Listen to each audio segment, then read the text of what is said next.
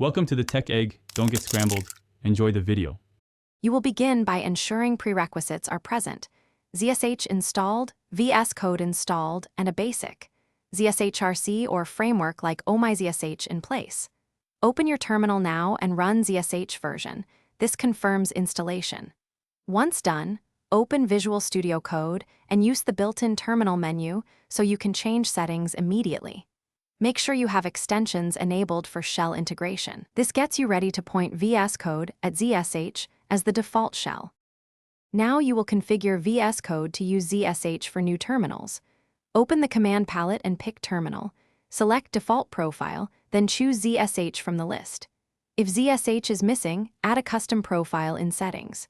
JSON with the exact path, for example /usr/bin/zsh or /usr/local/bin/zsh, and set terminal. Integrated. Default profile to match. Once set, open a new terminal pane to confirm. This step tells VS Code which shell to spawn and ensures your plugins and ZSHRC load automatically. Finish by restarting Visual Studio Code so the new default profile takes effect in your ZSHRC runs. Open a new terminal and watch for your prompt and plugins. If nothing changes, make sure VS Code uses a login shell when required.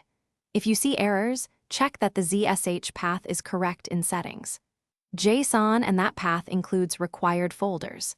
As a key troubleshooting tip, if extensions interfere, disable terminal-related extensions temporarily, restart, and re-enable them one by one to isolate the issue. Thanks for watching. Consider subscribing if I helped unscramble your problems.